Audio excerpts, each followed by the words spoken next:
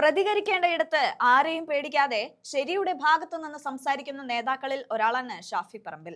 Vadakara MP ആകുന്നതിന് മുൻപും ശേഷവും എല്ലാം തന്നെ പാർട്ടിക്ക് വേണ്ടി നല്ല രീതിയിൽ പ്രവർത്തിക്കുന്ന, ഉമ്മൻചാണ്ടി സ്കൂളിൽ നിന്നും പഠിച്ചിറങ്ങിയ ആളെന്ന പേര് വരെ കിട്ടിയ ഒരു ഉശിരുള്ള നേതാവാണ് ഷാഫി. ഇവിടെ ശബരിമല സ്വർണ്ണക്കൊള്ള വിഷയത്തിൽ ഒരു നിലപാടും എടുക്കാതെ ഇരിക്കുന്ന മുഖ്യനെ ചോദ്യം ചെയ്യാൻ ഒരുപാട് പേർക്ക് പേടിയാണ്.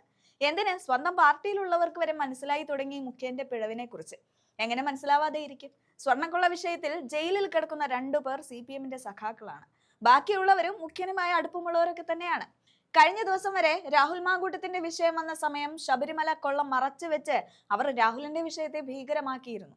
എന്നാൽ അവർ ഒട്ടും പ്രതീക്ഷിക്കാതെയുള്ള രാഹുലിനെ കോൺഗ്രസ് പാർട്ടിയിൽ നിന്നും പുറത്താക്കിയ നിലപാട് കോൺഗ്രസ് എടുത്തതോടെ CPMന് വീണ്ടും മിണ്ടാട്ടമുട്ടിയിരിക്കുകയാണ്. കാരണം അവർക്ക് ഇതുപോലെ ഇതുവരെയും ജയിലിൽ കിടക്കുന്ന CPM നേതാക്കൾക്കെതിരെയും MLA മുകേഷിനെതിരെയും അങ്ങനെ പല കാര്യങ്ങൾക്കും എതിരെയും നിലപാടെടുക്കാൻ കഴിഞ്ഞിട്ടില്ല. ഇതിനെതിരെയും അതുപോലെ പല കാര്യങ്ങൾക്കും ഷാഫി പറമ്പിൽ പ്രതികരിച്ച് ആഞ്ഞടിക്കുന്നുണ്ട്. എന്തായാലും ആ വീഡിയോ നമുക്കൊന്ന് കണ്ടു നോക്കാം. പക്ഷെ ക്യാപ്സ്യൂളുകളൊന്നും പഴയ പോലെ കച്ചവടമായി പോകുന്നില്ല.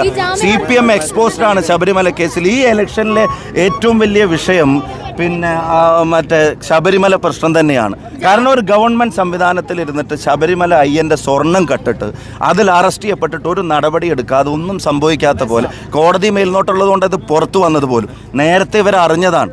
ഒരു കാരണവശാലും മലയാളിക്ക് ഇത് പൊറുക്കാൻ കഴിയില്ല. ഗവൺമെന്റ് ചെയ്തു ഈ പൊളിറ്റിക്കൽ സിറ്റുവേഷൻ കംപ്ലീറ്റ്ലി ഗവൺമെന്റിനെതിരാണ്. അപ്പം BJPയെ സഹായിക്കാൻ വേണ്ടിയാണ് ഇപ്പോൾ ആ ഡീൽ. ഇപ്പോൾ ഏതാണ്ട് എല്ലാ കാര്യത്തിലും ഓപ്പണായി വരികയാണ്. കഴിഞ്ഞ ദിവസം പാർലമെന്റിൽ പിന്നെ ധർമ്മേന്ദ്ര പ്രധാൻ പറഞ്ഞ മറുപടി കേട്ടില്ലേ, ബ്രിട്ടാസിന് നന്ദി പറയാൻ. അപ്പം ഇനി BJPക്ക് തിരിച്ചൊരു നന്ദി പറയാനുള്ള അവസരം കൂടി ഉണ്ടാക്കി കൊടുക്കാൻ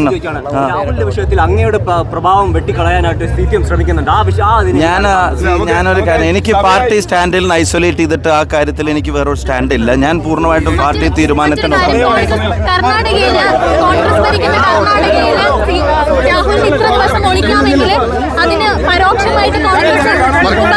കോൺഗ്രസ് പാർട്ടിക്ക് ചെയ്യേണ്ട കാര്യം കോൺഗ്രസ് പാർട്ടി ചെയ്തില്ലേ?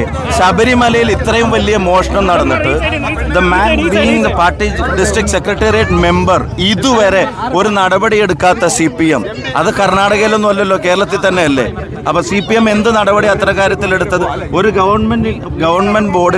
ഗവൺമെന്റിന്റെ വലിയ അധികാരമുള്ള ഒരു ബോർഡിന്റെ തലപ്പത്തിരുന്ന ഒരാൾ ശബരിമല കൊള്ളയ്ക്ക് ഇപ്പൊ അറസ്റ്റിലാണ്, ജയിലിലാണ്. ഒരു നടപടിയും CPM എടുത്തിട്ടില്ല.